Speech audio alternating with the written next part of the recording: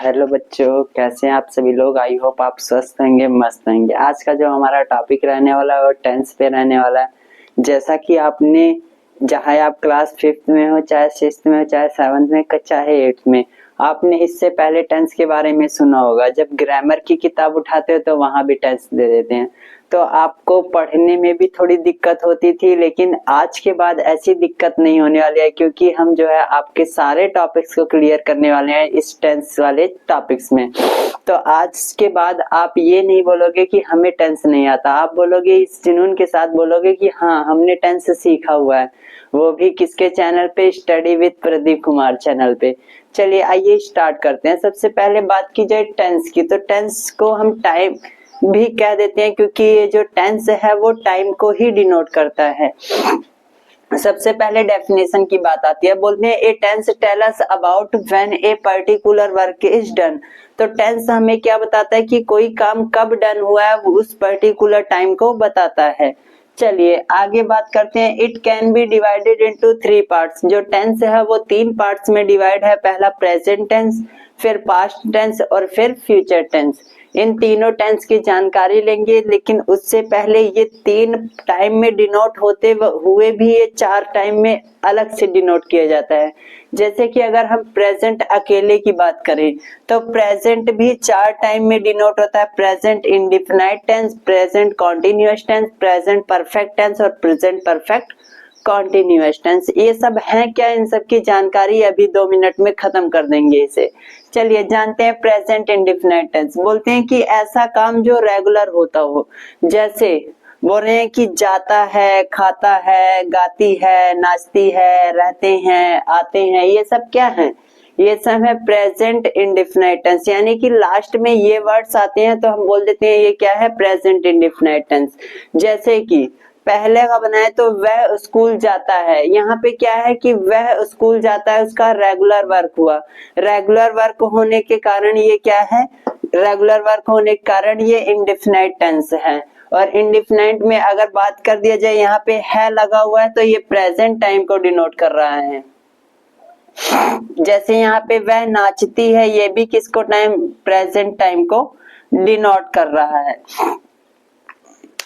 और यहीं पे अगर हम था लिख देते, जैसे कि वह स्कूल जाता था, तब क्या हो जाएगा? ये पास्ट इंडेफिनिट हो जाएगा। तो आप ये समझ गए होंगे कि ऐसे लास्ट में जैसे कि जाता है, वह स्कूल जाता है, राधा नाचती है, सूरज उगता है ना, ये सब क्या है? इंडेफिनिट टेंस है। यानी कि ये रेगुलर वर्क है, रोज का काम है। तो ऐसे काम को हम क्या बोलेंगे? इंडेफिनिट टेंस बोलेंगे। यानी कि ये कौन से टाइम को डिनोट करेगा? तो इंडेफिनिट टेंस, इंडेफिनिट टाइम को डिनोट करेगा। आगे इसमें क्या होता है? इंडेफिनिट मतलब होता है कि अनिश्चित, यानी कि समय की निश्चितता नहीं है। वो रोज का काम है, कभी समय निश्चित नहीं हुआ कि इतने दिन तक काम चलेगा। वो बोलते हैं रेगुलर काम, जब तक आप पढ़ते जाओगे तब तक काम चलता जाएगा। चलिए आगे बात करते हैं कॉन्टिन्यूअस की। ऐसे काम जो अभी भी हो रहे हैं, जिस टाइम हम देखते हैं उस टाइम वो काम हो रहा होता है, तो ऐसे टाइम को हम क्या कहते हैं? Continuous tense. जैसे कि यहाँ पे खा रहा है, वह खाना खा रहा है, यानी कि अभी हमने जब देखा तो वो क्या कर रहे थे? खाना खा रहे थे, तो हमने बोल दिया कि वह खाना खा रहा है। यहाँ पे है तो प्रेजेंट टेंस। अगर यहाँ पे वह खाना खा रहा था तो पास्ट हो जाएगा, वह खाना खा रहा होगा तो फ्यूचर हो जाएगा। यानी कि जो ये लास्ट का वर्ड है, था और होगा, ये क्या है? प्रेजेंट, पास्ट, फ्यूचर को डिनोट कर रहा है। लेकिन ये जो रहा है, रही है, रहा, रही, ये क्या है? ये कॉन्टिन्यूअस को डिनोट कर रहे हैं।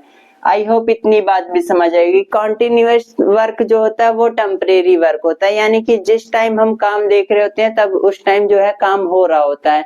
जैसे कि बारिश हो रही है, ये भी क्या हो गया? कॉन्टिन्यूअस टेंस हो गया। उसके बाद परफेक्ट की बात करें तो परफेक्ट में जो है काम अभी अभी खत्म हो चुका होता है, यानी कि दिए गए समय के अनुसार से पहले जो है काम खत्म हो जाता है। जैसे कि वह खाना खा चुका है, तो यहाँ पे क्या हो गया? वो कि परफेक्ट टेंस हो गया, यानी कि अभी अभी खाना खा चुका है। ये क्या हो गया? अभी काम खत्म हो चुका है। जब काम खत्म हो जाता है तो उसे क्या बोलते हैं? परफेक्ट टेंस बोलते हैं। इसी तरह वह नाच चुकी है, यानी कि वह डांस कर चुकी है, तो यहाँ भी ये भी क्या हो गया? परफेक्ट हो गया। जैसे कि वह वह मुंबई जा चुके हैं, यानी कि अभी वो जो है काम खत्म कर चुके हैं, मुंबई पहुंच चुके हैं। आगे फिर परफेक्ट कॉन्टिन्यूअस की बात होती है। परफेक्ट कॉन्टिन्यूअस में क्या होता है कि कोई काम पहले से चला आ रहा होता है और अभी भी चल रहा होता है। ऐसे काम को डिनोट करने के लिए हमने परफेक्ट कॉन्टिन्यूअस रूल बनाया। इसमें बोले हैं सुबह से पढ़ रहा है, कोई व्यक्ति है जो सुबह से पढ़ रहा है, तो यहाँ पे जो काम का जो टाइम है वो कुछ एक्स्ट्रा डिनोट कर रहे हैं कि सुबह से पढ़ रहा है, तो इसलिए जो है ये क्या हो जाएगा, परफेक्ट कॉन्टिन्यूअस हो जाएगा। जब हम किसी टेंस में जो है टाइम कुछ ज्यादा ही स्पेशल बता देते हैं, यानी कि कुछ ज्यादा ही जानकारी दे देते हैं टाइम की, तो वो क्या हो जाता है, परफेक्ट कॉन्टिन्यूअस। यानी कि ये क्या चीज है, जैसे कि ये प्रेजेंट है, प्रेजेंट से पहले जो है परफेक्ट है, परफेक्ट से काम चला आ रहा है और अभी भी चल ही रहा है, तो ये क्या हो जाएगा, प्रेजेंट परफेक्ट कॉन्टिन्यूअस। यानी कि अभी परफेक्ट से चल के आ रहा है और अभी भी चल ही रहा है, तो क्या बोलेंगे हम, परफेक्ट कॉन्टिन्यूअस। जैसे कि कल से यात्रा कर रहे हैं, हम कल से यात्रा कर रहे हैं, ये भी क्या हो गया, परफेक्ट टेंस, परफेक्ट कॉन्टिन्यूअस है गया। यानी कि कल के बाद की बात करी जा रही है कि कल से अभी तक हम यात्रा कर ही रहे हैं, यानी कि अभी यात्रा के मोड पे हैं। आगे बोल रहे हैं कई दिनों से आ रहे हैं, वे कई दिनों से पढ़ने आ रहे हैं, तो यहाँ भी क्या हो गया, वो परफेक्ट कॉन्टिन्यूअस, यानी कि पहले का टाइम देके अभी भी वो काम चल ही रहा है, तो हम क्या बोलेंगे, परफेक्ट कॉन्टिन्यूअस। ये सब तो बात हो गई ऊपर ऊपर से, लेकिन अभी पढ़ना है, जो सेंटेंस बनाना है उसके रूल्स वगैरह जानना जरूरी है।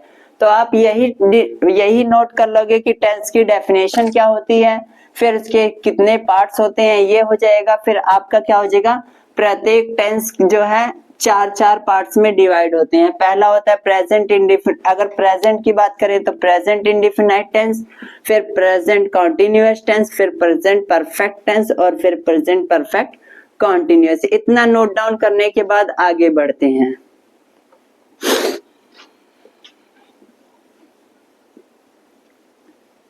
चलिए अब आगे बात करते हैं प्रेजेंट इंडेफिनाइट की, यानी कि पूरा हम अच्छे से जानकारी लेके पढ़ेंगे ताकि हम जो है अच्छे से ट्रांसलेशन कर सकें। और जो बच्चों को ट्रांसलेशन मुश्किल लगता है वो हमारे चैनल से जुड़ के आसानी से ट्रांसलेशन सीख सकते हैं, टेंस सीख सकते हैं और पार्ट्स ऑफ स्पीच की भी क्लासेस देख सकते हैं। चलिए इंडेफिनाइट की बात करते हैं। टेंस में जो है प्रेजेंट इंडेफिनाइट टेंस की, प्रेजेंट इंडेफिनाइट टेंस को अगर पढ़ना है तो आपको चार प्रकार के सेंटेंस पढ़ने होंगे।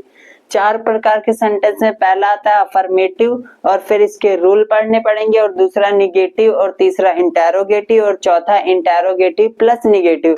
अगर आप ये चारों पढ़ लेते हैं तो आपका जो है प्रेजेंट इंडेफिनाइट टेंस का जो है सारा दिक्कत खत्म हो जाने वाली है, सारी समस्याएं दूर हो जाने वाली है और आप सभी सेंटेंसेस को बना लोगे जो प्रेजेंट इंडेफिनाइट टेंस के होते हैं। चलिए सबसे पहले बात करते हैं अफर्मेटिव की। अफर्मेटिव में क्या क्या रूल्स हैं सब बात करेंगे। अफर्मेटिव का सबसे पहले आप रूल लिखेंगे।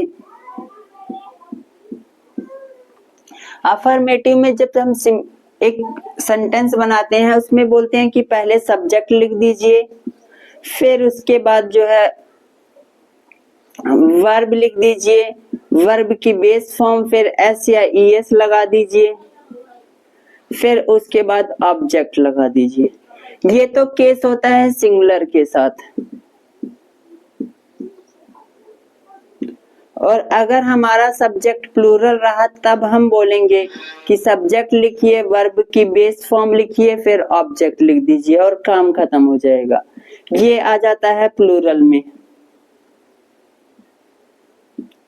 चलिए पहले आपको पता होना चाहिए कि सब्जेक्ट किसे कहते हैं, वर्ब किसे कहते हैं, ऑब्जेक्ट किसे कहते हैं और सिंगुलर प्लूरल क्या है। पहले सिंगुलर प्लूरल की बात करें तो सिंगुलर हम कहते हैं जो सिंगुलर सब्जेक्ट होते हैं वो क्या हो सकते हैं, कोई एक सिंगल नाम हो गया जैसे राम, मोहन, राधा। यानी कि आप ये समझ गए हो कि जब सिंगल नेम होएगा तो हम बोल देंगे वो क्या है, सिंगुलर है। आगे और जो ये तो नाउन हो गया, आपने पढ़ा होगा नाउन। और प्रोनाउन भी यूज होते हैं सब्जेक्ट के रूप में, तो प्रोनाउन वर्ड कौन कौन से हैं जो सिंगुलर होते हैं? वो है ही, शी, इट और आई। ये क्या है? प्रोनाउन वर्ड है। और प्रोनाउन वर्ड भी जो है क्या होते, सॉरी, ये प्रोनाउन वर्ड जो है ये सिंगुलर प्रोनाउन वर्ड है। आगे प्लूरल की बात करा जाए तो प्लूरल में आप बोल दोगे राम एंड मोहन। जब दो नाम एक साथ आ जाएंगे तो आप उसे बोल दोगे ये प्लूरल है, जैसे राम एंड मोहन।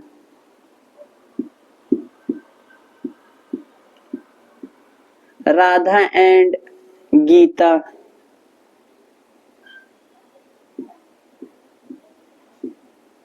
आगे फिर ये तो नाउन हो गया, फिर प्रोनाउन की भी बात कर लेते हैं। इसी तरह प्रोनाउन में आप बोल दोगे यू हो गया, वी हो गया, दे हो गया। ये क्या है? प्लूरल प्रोनाउन है। ये प्लूरल प्रोनाउन हो गए, ये सिंगुलर प्रोनाउन हो गए, है ना। आप बोलोगे जब जब हमें सब्जेक्ट के रूप में दो नेम दिख जाए और या फिर ये प्लूरल प्रोनाउन दिख जाए तब तब हम वर्ब की बेस फॉर्म में कुछ नहीं लगाएंगे। आगे और जब जब हमें सब्जेक्ट के रूप में सिंगल नेम दिख जाए कोई या फिर ये सिंगुलर प्रोनाउन वर्ड दिख जाए तब आप बोलोगे कि हमें क्या लगाना पड़ेगा? वर्ब के बेस फॉर्म के साथ एस या ईएस लगाना पड़ेगा। ये रूल हो गया अफर्मेटिव सेंटेंस को बनाने का। अब चलिए एग्जांपल देखते हैं, जैसे कि राम स्कूल जाता है, जाता है। हमने बात करा था जब यहाँ पे पहले बात करते हैं सब्जेक्ट क्या होता है। सब्जेक्ट होता है जो डूअर होता है। कौन होता है? डूअर। डूअर उसे कहते हैं जो काम को करता है, यानी कि काम को करने वाले को हम क्या बोलेंगे? डूअर बोलेंगे। जैसे कि स्कूल जाता है तो स्कूल कौन जा रहा है? तो राम जा रहा है। तो जाने का काम कौन कर रहा है? राम कर रहा है। तो इसलिए ये हमारा क्या हो गया? सब्जेक्ट हो गया। आगे फिर उसके बाद वर्ब की बात करें। वर्ब जब होता है, वर्ब उसे बोलते हैं जो एक्शन शो करते हैं, यानी कि कुछ एक्शन होगा और जो एक्शन होगा उसी को हम क्या बोलेंगे? वर्ब बोलेंगे। यानी कि जो काम होगा उसी को हम वर्ब बोलेंगे। इतनी बातें नोट डाउन करो जल्दी से।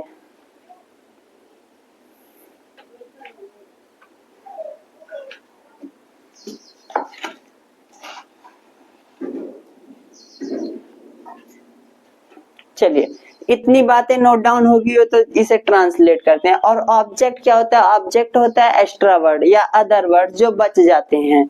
चलिए इसे ट्रांसलेट करते हैं। बोल रहे हैं पहले सब्जेक्ट रखिए। सब्जेक्ट क्या है हमारा? तो राम है, तो आप सबसे पहले राम लिख दोगे। फिर बोल रहे हैं वर्ब की बेस फॉर्म लिखिए, यानी कि यहाँ पे जाना हो रहा है, काम क्या है? जाना। तो यहाँ जाना को इंग्लिश में क्या कहते हैं? गो कहते हैं। तो बेस फॉर्म गो होगी। आगे बोल रहे हैं उसके साथ एस लगाओ या ईएस लगाओ जब वो क्या हो? सिंगुलर हो। सिंगुलर क्या होते हैं? जैसे सिंगल नेम हो गए या फिर सिंगुलर प्रोनाउन हो गए।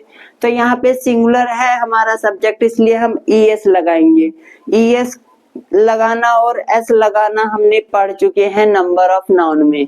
चलिए कि किन वर्ड्स के साथ एस लगेगा, किन वर्ड्स के साथ ईएस। जैसे कि लास्ट में ओ हो तो ईएस लगाते हैं, है ना। लास्ट में वाई हो और वाई से पहले वॉवल हो तो क्या लगाते हैं? वाई को हटा के, सॉरी, बॉय का बॉयज हो जाता है, एस लगा देते हैं सिर्फ। और अगर हमारा वाई से पहले कॉन्सोनेंट होगा तो वाई को हटा के आई ई एस लगाते हैं।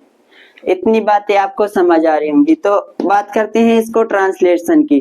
तो पहले सबसे पहले आप सब्जेक्ट लिख दीजिए राम, फिर उसके बाद वर्ब लिख दीजिए गोज हो गया, जाना। आगे फिर अदर वर्ड क्या हो गया? टू स्कूल, यानी कि उस स्कूल को जाता है। आगे ये तो हमारा ट्रांसलेशन हो गया सिंगुलर के साथ। अगर यही चीज प्लूरल के साथ दिए होते, जैसे कि हम स्कूल जाते हैं,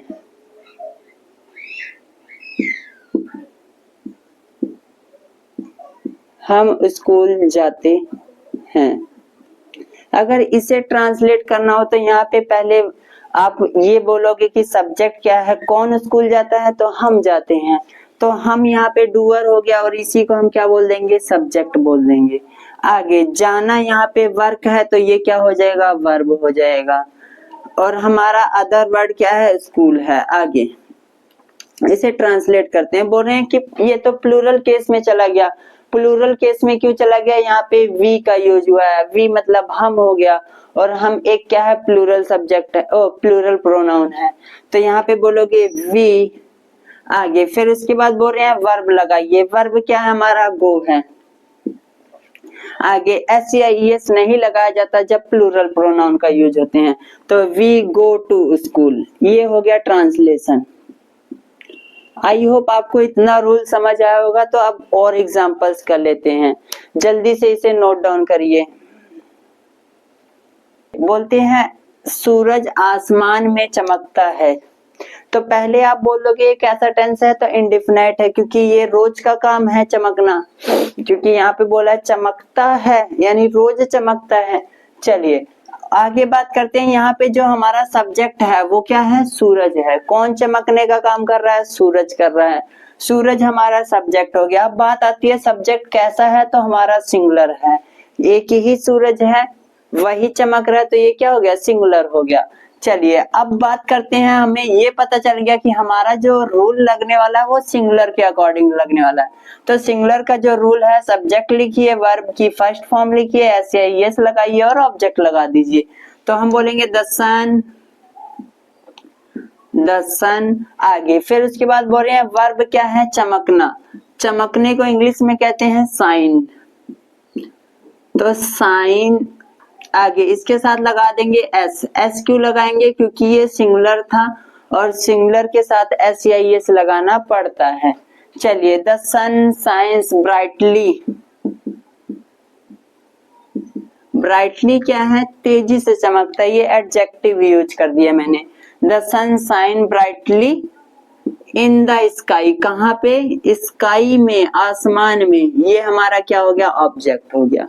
चलिए पहला ट्रांसलेशन हो गया। आगे बोल रहे हैं तारे आसमान में चमकते हैं, यहाँ पे तारे यानी एक तारे की बात नहीं, एक तारा की बात नहीं हो रही है, ढेर सारे तारे हैं, तो ढेर सारे तारे हैं, कौन चमक रहा है, तो तारे चमक रहे हैं, हमारा डूअर तारे हैं। लेकिन ये कैसा है, तो प्लूरल है, यहाँ पे सब्जेक्ट कैसा है, प्लूरल है, और प्लूरल के लिए हमने बोला दूसरा रूल लगेगा जिसमें सब्जेक्ट लगाएंगे, वर्ब की बेस फॉर्म लगाएंगे और ऑब्जेक्ट लगा देंगे, काम खत्म। तो लिखेंगे स्टार्स, क्या लिखेंगे, स्टार्स। आगे फिर वर्ब लगाओ शाइन, शाइन मतलब चमकना। आगे फिर ऑब्जेक्ट लगा दो इन द स्काई, यहाँ पे SEIS इसलिए नहीं लगेगा क्योंकि यहाँ पे जो हमारा सब्जेक्ट है वो क्या है, प्लूरल है, इसलिए। आगे अगला बोल रहे हैं वह लखनऊ से आता है, यहाँ पे आना काम है और कौन कर रहा है, ये काम कौन कर रहा है, वह कर रहा है, वह यहाँ पे सब्जेक्ट हो गया। तो ये तो वह मैंने बोला था सिंगुलर प्रोनाउन होते हैं, और सिंगुलर प्रोनाउन होते हैं तो पहला वाला रूल लगेगा, तो वह को हिंदी में इंग्लिश में कहते हैं ही। आगे फिर बोल रहे हैं वर्ब लगा दीजिए, तो आना यानी कि कम, और यहाँ पे सिंगुलर प्रोनाउन है तो कम्स हो जाएगा, ऐसा लगाना पड़ेगा, ही कम्स। आगे कहाँ से आते हैं, फ्रॉम मतलब होता है से, he comes from Lucknow, LUCKNOW। चलिए अगला ट्रांसलेशन करें, बोल रहे हैं वे लखनऊ से आते हैं, यहाँ पे वे कौन है, काम करने वाले, आना क्या है, काम है। वे तो हमने बोला था प्लूरल होते हैं, यानी कि वे को इंग्लिश में क्या कहते हैं, दे। जब दो या दो से अधिक लोगों के बारे में बात होती है तो हम वे का यूज कर देते हैं। आगे ये क्या है, एक थर्ड पर्सन है, ऐसा आप बोल सकते हो, प्रोनाउन पढ़े होगे तो ये जानकारी होगी आपको। तो ये कैसा कंडीशन बना, दूसरे वाले का बना, तो यहाँ पे दे हो जाएगा सब्जेक्ट, कम मतलब आना वर्ब है, फ्रॉम लखनऊ, फ्रॉम लखनऊ।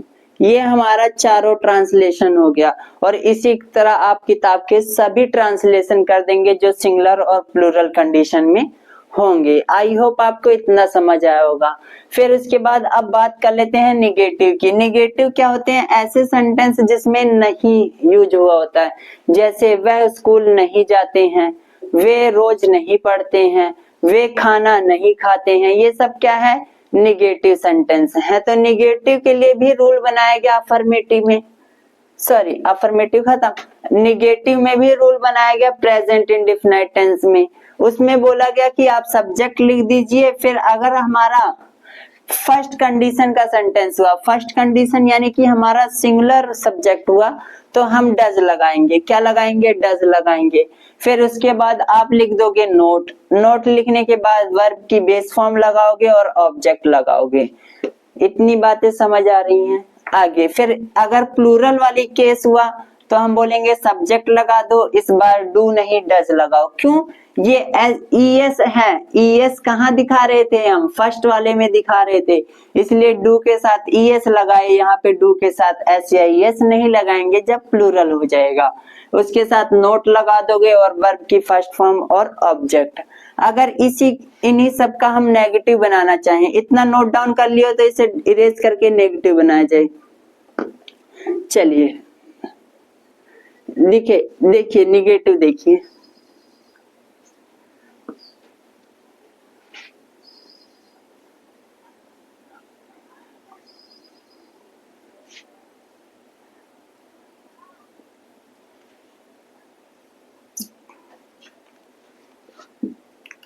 जैसे सेंटेंस है, वह स्कूल नहीं जाते हैं, नहीं जाते हैं। ये कैसा सेंटेंस है? निगेटिव में है। निगेटिव में भी बात करें तो प्रेजेंट इंडेफिनाइट टेंस है। चलिए यहाँ पे जो हमारा सब्जेक्ट है वो क्या है? वह है, यानी कि ये प्रोनाउन यूज हुआ है वह, और वह को इंग्लिश में कहते हैं ही, और ये कैसा है? सिंगुलर है। तो सिंगुलर के अकॉर्डिंग हम बनाना चालू करेंगे। बोलते हैं पहले सब्जेक्ट लिख दीजिए, फिर उसके बाद अगर हमारा सब्जेक्ट सिंगुलर हुआ तो डज लगाना है, सिंगुलर हुआ तो डज लगाना है। फिर उसके बाद नॉट लगा दीजिए, ये वाला नहीं, नॉट लगा दीजिए।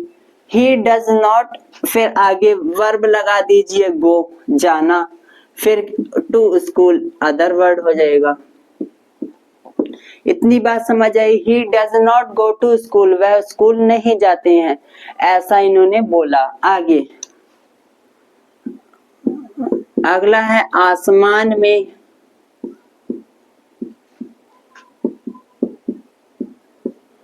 तारे नहीं चमकते हैं।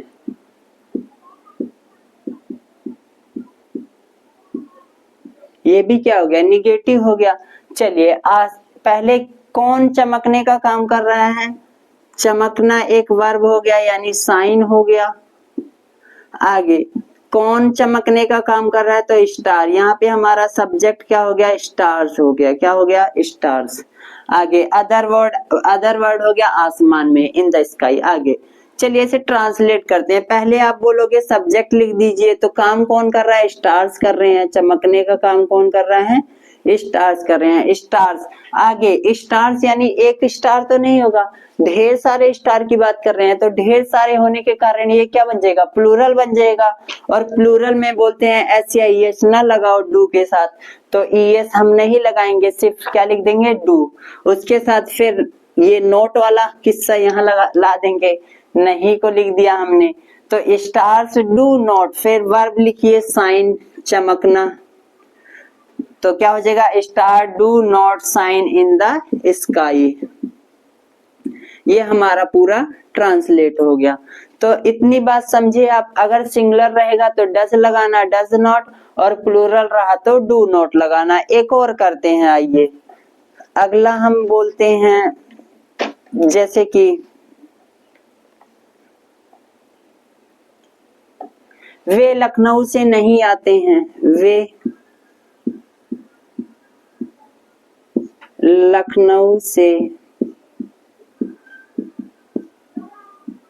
नहीं आते हैं। इसे ट्रांसलेट करिए। सबसे पहले आप सब्जेक्ट देखिए, काम कौन कर रहे हैं? वे को इंग्लिश में क्या कहते हैं? दे, प्रोनाउन वर्ड है, तो क्या हो जाएगा? दे। दे क्या है? प्लूरल है या सिंगुलर? तो आप बोलोगे प्लूरल है, तो प्लूरल के साथ हम डू नॉट लगाते हैं। फिर उसके बाद आप कम यानी आना सब्जेक्ट है तो कम हो जाएगा। आगे फ्रॉम यानी से, और लखनऊ। समझ आया आपको ट्रांसलेशन? एक और कर लेते हैं, चलिए।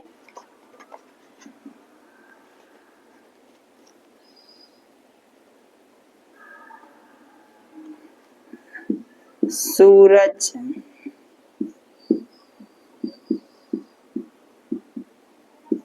आसमान में नहीं चमकता है।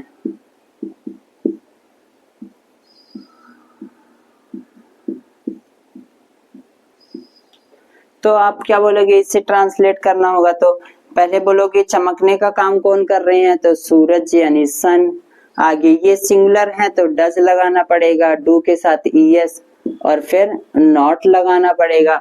आगे चमकना काम है तो शाइन हो जाएगा, तो sun does not shine in the sky. I hope आपको नेगेटिव सेंटेंसेस भी समझ आ गए होंगे। तो ये प्रेजेंट इंडेफिनाइट का नेगेटिव सेंटेंस का ये भी आप बनाना सीख गए हो। अब इंटेरोगेटिव की बात करते हैं। चलिए इसे मिटाते हैं। अब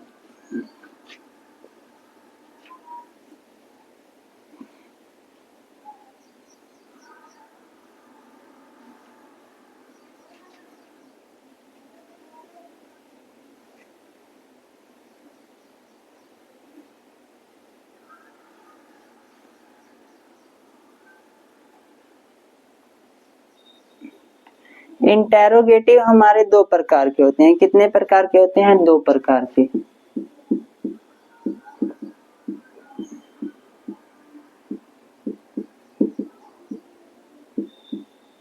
इंटेरोगेटिव दो प्रकार के होते हैं। पहला होता है यस नो वाले टाइप, यानी जिनका जवाब हम यस नो में देते हैं, और दूसरा होता है रीजन दिया जाता है। क्या दिया जाता है? रीजन दिया जाता है, यानी कारण दिया जाता है। तो इसमें हम बकायदा आंसर लिख के बताते हैं, या फिर हम बोलते हैं इसमें WH वर्ड का यूज होता है।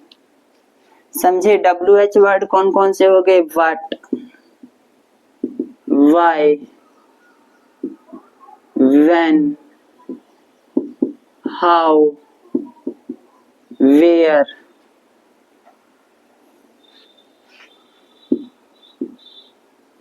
और हु। ये सब क्या है? WH वर्ड है। तो यानी कि इंटेरोगेटिव सेंटेंस आप कितने प्रकार से पढ़ोगे? तो दो प्रकार से पढ़ोगे। यस नो टाइप वाले कैसे होते हैं इसे देख लेते हैं। पहले रूल की बात करें तो रूल क्या यूज होने वाला है इसमें?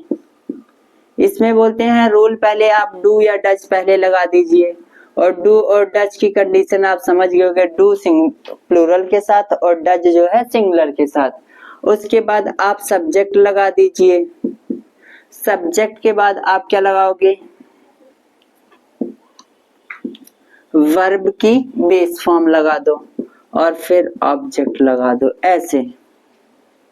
और इसमें क्या हो जाएगा? इसमें आप बोलोगे WH वर्ड लगाओ, फिर उसके बाद डू या डज लगाओ, और फिर उसके बाद क्या लगाओगे? वर्ब की बेस फॉर्म, फिर ऑब्जेक्ट लगाओगे। इतना काम आप, सॉरी यहाँ पे हमने सब्जेक्ट नहीं लिखा,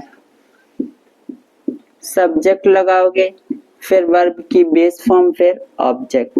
ये तो आपका रूल हो गया।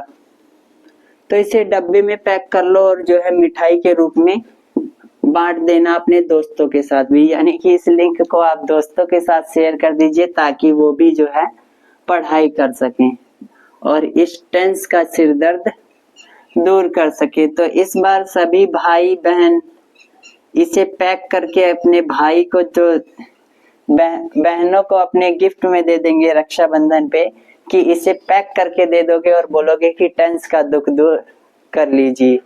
चलिए अब आगे बात करते हैं। बोल रहे हैं कि डू या डज या सब्जेक्ट प्लस वर्ब की फर्स्ट फॉर्म और ऑब्जेक्ट। जैसे कि हम सेंटेंस बनाते हैं,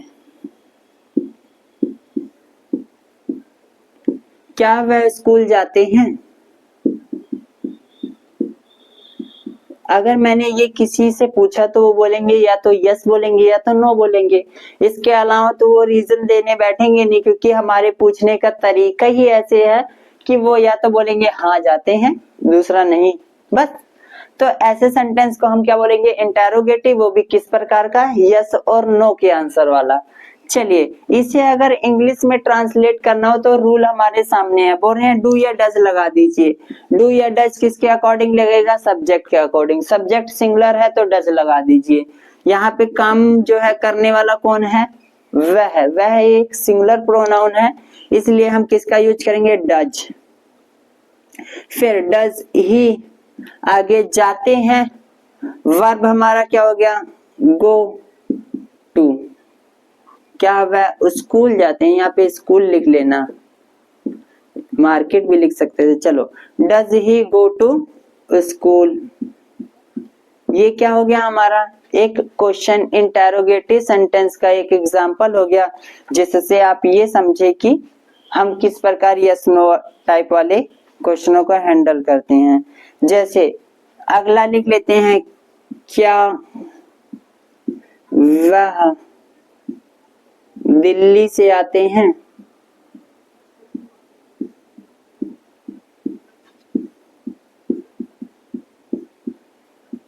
अगर ये भी आप किसी से क्वेश्चन, यहाँ पे क्वेश्चन मार्क लगा लेना, क्योंकि ये क्या है, एक क्वेश्चन सेंटेंस है, तो क्वेश्चन सेंटेंस के लास्ट में क्वेश्चन मार्क लगाना जरूरी होता है। चलिए, यहाँ पे रूल्स में भी लगा लीजिए। चलिए, बोल रहे हैं क्या वह दिल्ली से आते हैं। अगर मैंने आपसे ये ऐसा बोला होता तो आप बोलते हाँ आते हैं, या तो ना बोलते, बस इससे ज्यादा तो कुछ नहीं बोलने वाले। तो इसको भी यस नो टाइप वाले क्वेश्चन में रखा जा सकता है, सेंटेंस में रखा जाता है। तो आगे इसके लिए वह के लिए, वह क्या एक सिंगुलर प्रोनाउन है, और सिंगुलर के लिए हम जो यूज करते हैं वो डज हो जाता है। तो क्या हो जाएगा, डज ही कम, कम मतलब आना, फ्रॉम दिल्ली। आई होप इतना समझ आया होगा। अब आपसे हम ये पूछा जाए कि WH वर्ड वाले क्या होते हैं, तो इसी चीज को हम WH में बनाना चाहें तो क्या बोलेंगे हम, वह स्कूल क्यों जाते हैं। अगर मैंने ऐसा पूछा होता तो मुझे ये थोड़ी बोलते कि हाँ या ना, ऐसा नहीं बोलते, वो रीजन देते कि क्यों जाते हैं, है ना। ऐसा जब पूछा जाए जिसमें रीजन हमें देना पड़ जाए, तो उसे हम कैसे WH वर्ड वाले में इंटेरोगेटिव सेंटेंस में रखेंगे। इसमें भी क्या है, क्वेश्चन मार्क लगेगा, क्योंकि हमारे से क्वेश्चन पूछा जा रहा है। तो इसका रूल क्या है, सबसे पहले WH वर्ड, क्यों को इंग्लिश में कहते हैं वाई, क्यों को इंग्लिश में क्या कहते हैं, वाई। तो पहले WH वर्ड वाई यूज हो जाएगा। आगे फिर क्या लगाना है, डू या डज लगाना है। तो यहाँ पे वह है तो हम डज लगाएंगे। तो क्या हो जाएगा, why does he go to school. इतनी बात समझ आई आपको कि सबसे पहले आप WH वर्ड यूज करेंगे, फिर डू या डज लगाएंगे। तो सब्जेक्ट अगर सिंगुलर हुआ तो डज लगाएंगे, अदरवाइज डू लगा देंगे। फिर सब्जेक्ट यूज कर लेना, नाउन और प्रोनाउन हो सकता है, फिर वर्ब की बेस फॉर्म यूज करना, फिर अदर वर्ड यूज कर लेना। चलिए आगे बात करते हैं। जैसे बोल दिया जाए आगे और कोई सेंटेंस, जैसे इसी को यूज कर लिया जाए, वह दिल्ली से क्यों आते हैं।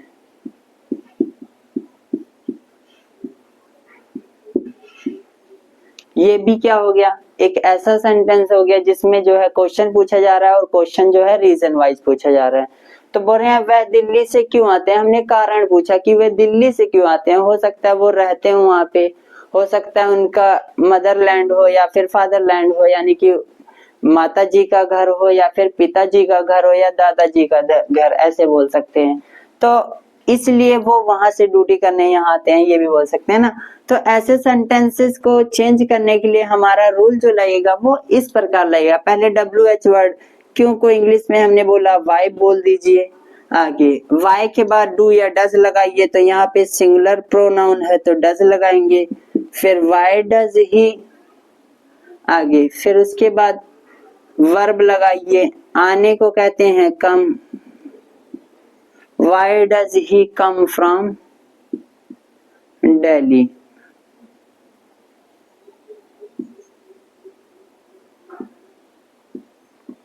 आई होप आपको इतना समझ आया होगा। इसके बाद हम बात करते हैं, एक और सेंटेंस हमारा बच जाता है। हमने बोला था 4 टाइप्स के सेंटेंस पढ़ेंगे, पहला अफर्मेटिव, निगेटिव, इंटेरोगेटिव और फिर चौथा जो हो जाता है इंटेरोगेटिव के साथ नेगेटिव जोड़ के करा जाता है। आइए उससे भी देख लेते हैं।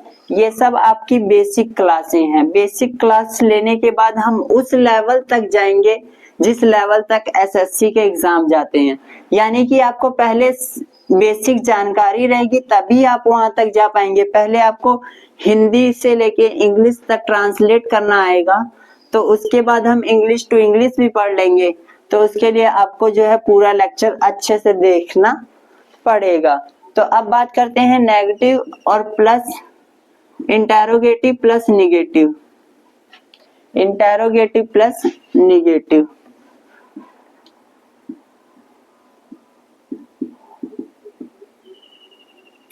इंटेरोगेटिव और निगेटिव की बात करते हैं। ये भी 2 टाइप्स के बनेंगे, क्योंकि इंटेरोगेटिव हमने क्या बोला 2 टाइप्स के होते हैं, एक यस नो वाले और दूसरा WH वाले। चलिए दोनों के लिए रूल यहाँ पे चेंज होने वाला है। रूल ये चेंज होने वाला है, पहली बात तो नोट लगेगा क्योंकि यहाँ पे नेगेटिव की बात करेंगे। जैसे कि पहले एक सेंटेंस हम आपको दिखा देते हैं। वो सेंटेंस क्या रहने वाला है, क्या तुम कॉफी पसंद करते हो?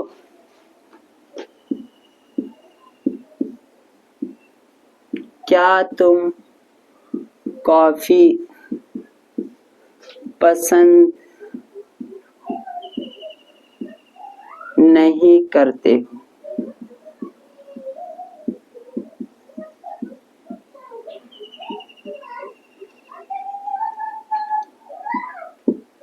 यहाँ पे क्वेश्चन पूछा जा रहा है ना, क्या बोला जा रहा है, क्या तुम कॉफी पसंद नहीं करते हो? ऐसा अगर मैं बोले तो क्या बोलोगे, हाँ या फिर ना? ये थोड़ी बोलेंगे कि हम कॉफी इसलिए नहीं पसंद करते क्योंकि इसमें जो है जो भी हो आप रीजन देना चाहो तो रीजन नहीं दोगे आप सीधा बोलोगे हाँ या ना। अगर हम बोले कि आप कॉफी पसंद क्यों नहीं करते हो,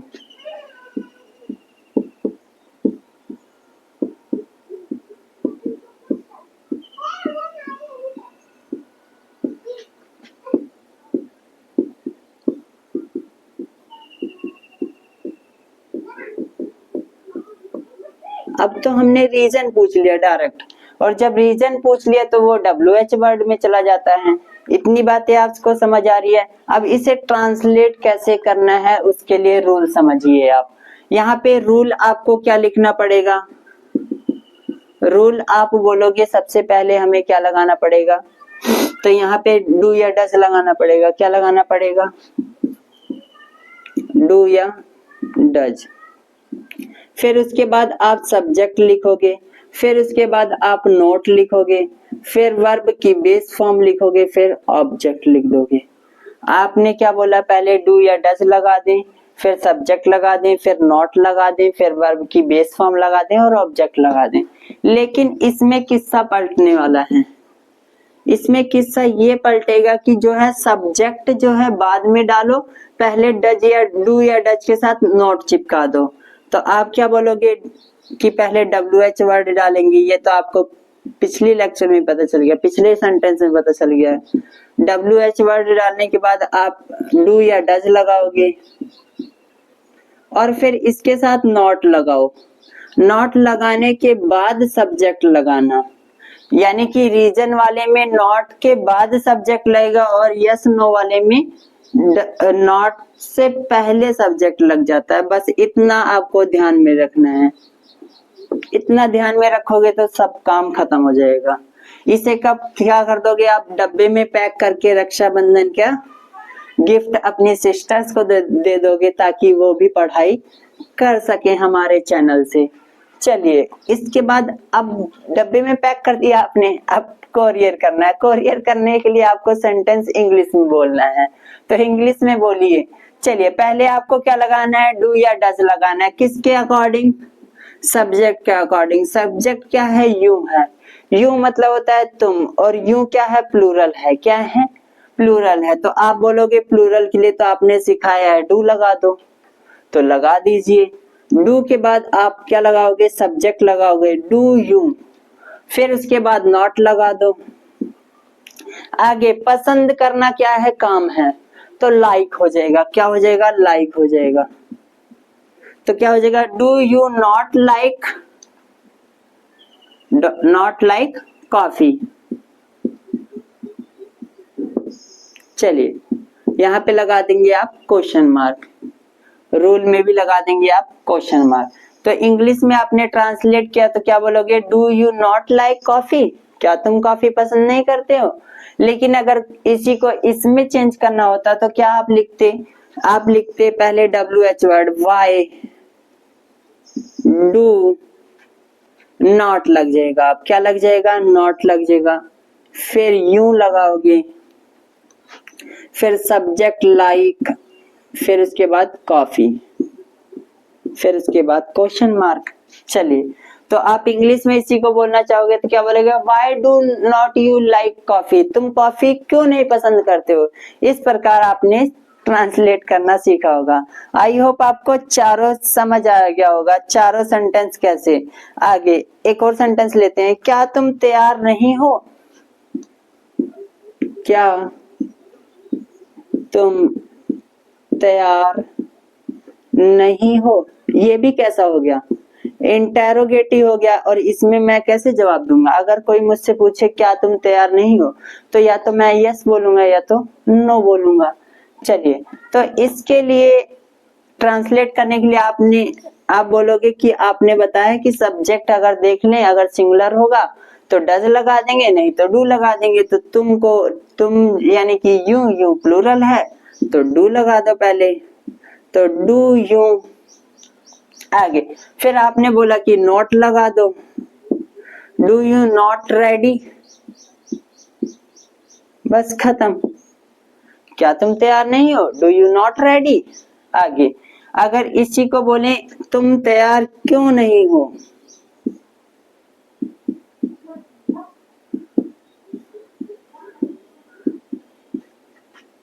अब तो हमने क्वेश्चन पूछ लिया, पूरा रीजन पूछ लिया, तो ऐसे सेंटेंस के बारे में क्या कहेंगे, तुम तैयार क्यों नहीं हो। तो इसे ट्रांसलेट करने के लिए पहले आप WH वर्ड यूज करोगे, वाई, आगे फिर do you, sorry why do not you ready. इतनी बात आपको समझ आई होगी क्लियर, इतनी बात आई होप आपको क्लियर समझ आई होगी। क्या समझ आया कि अगर हमारा यस नो टाइप रहेगा तो डू और डच के साथ सब्जेक्ट लगाओगे, फिर उसके बाद नॉट लगाओगे, फिर वर्ब और ऑब्जेक्ट। लेकिन अगर WH वर्ड रहा तो WH वर्ड के बाद डू या डज लगाने के बाद नॉट लगाओगे, फिर सब्जेक्ट लगाओगे, फिर वर्ब की फर्स्ट फॉर्म और ऑब्जेक्ट। इतना करने के बाद अब हम आपको सिर्फ आपको यही बताना है, अब कुछ सेंटेंस की लिस्ट दूंगा जिसमें आपको बताना है ये अफर्मेटिव है, नेगेटिव है या इंटेरोगेटिव है या फिर इंटेरोगेटिव प्लस नेगेटिव है। चलिए इतना नोट डाउन कर लीजिए तो उसको भी देख लेते हैं। जानना है कि ये अफर्मेटिव सेंटेंस है, कौन सा नेगेटिव सेंटेंस है, कौन सा इंटेरोगेटिव, और इंटेरोगेटिव में कौन सा यस टाइप वाला है, यस नो टाइप वाला है, या कौन सा WH वर्ड वाला है। फिर आपको ये भी पहचानना होगा कौन सा इंटेरोगेटिव है जो यस नो टाइप वाला है और कौन सा WH वर्ड वाला है। चलिए इंटेरोगेटिव प्लस नेगेटिव और अफर्मेटिव, नेगेटिव और इंटेरोगेटिव। चलिए पहला है dog barks at the strangers, यानी कि जो डॉग है वो अजनबियों पर भौंकता है। ये कैसा है, अफर्मेटिव है। आप बोल दोगे क्यों अफर्मेटिव है, क्योंकि आपने बोला सब्जेक्ट है, सब्जेक्ट के साथ वर्ब है, वर्ब के साथ SEIS इसलिए नहीं लगाया गया क्योंकि यहाँ डॉग्स है, क्योंकि ढेर सारे कुत्ते हैं। एट द स्ट्रेंजर्स ऑब्जेक्ट हो गया, है ना।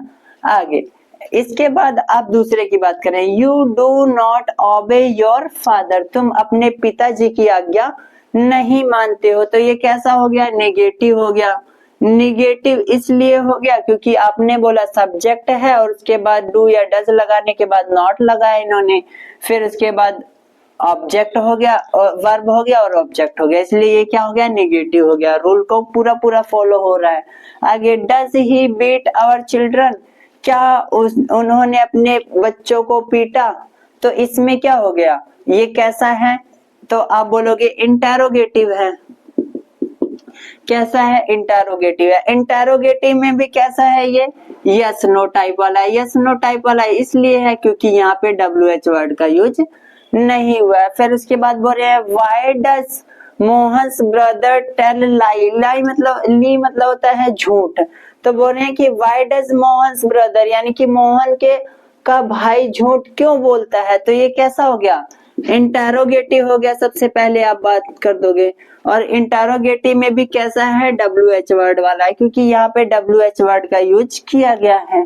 आगे फिर उसके बाद बात करते हैं why does not he see movie daily at a night, यानी कि वह हर रात को जो है मूवी क्यों नहीं देखते हैं, हर शाम को वह मूवी क्यों नहीं देखते हैं, तो ये भी कैसा हो गया, इंटेरोगेटिव हो गया। और इंटेरोगेटिव में भी WH वाला हो गया क्योंकि यहाँ पे रीजन पूछा जा रहा है, पूरा रीजन पूछा जा रहा है। आगे, when does he come from school, वह स्कूल से कब आते हैं, तो ये कैसा हो गया, इंटेरोगेटिव हो गया। इंटेरोगेटिव में भी कौन सा हो गया है, रीजन पूछने वाला हो गया है। कैसा हो गया इंटेरोगेटिव में भी, तो आप बोलोगे WH वर्ड वाला है। चलिए आगे बात करी जाए। लास्ट वाला है why do not you work early wake early morning, तुम जल्दी सुबह क्यों नहीं उठते हो, तो ये कैसा है, इंटेरोगेटिव है। और इंटेरोगेटिव होने के बावजूद भी ये कैसा है, WH वर्ड वाला है। आई होप आपको आज की क्लास समझ आई होगी और प्रेजेंट इंडेफिनाइट टेंस में अब कोई आपको समस्या नहीं आने वाली है, मुझे यही उम्मीद रहेगी। और आप अपने आप से जो है प्रैक्टिस किया करिए, हमारे व्हाट्सएप चैनल से जुड़ जाइए जिसपे जो है PDF वगैरह इसकी मिल जाती है। तो आई होप आपको वीडियो अच्छी लगा होगा और समझ आया होगा, और आप जो है इसे डब्बे में पैक करके आपकी रक्षाबंधन पे अपने भाई बहन को देने वाले हो, मुझे यही उम्मीद है। और सभी बच्चों तक हमारा चैनल पहुंचाइए ताकि सभी बच्चे जो है आसानी से तैयारी कर सके, क्योंकि हमारा जो लेवल रहता है वो लो टू हाई है। जैसे कि आप आज बेसिक पढ़े हो और फिर आने वाले टाइम में आप एडवांस पढ़ोगे, तो इसीलिए हमारे चैनल से जुड़े रहिए और जानकारी लेते रहिए और पढ़ाई करते रहिए। वीडियो देखने के लिए सभी का धन्यवाद।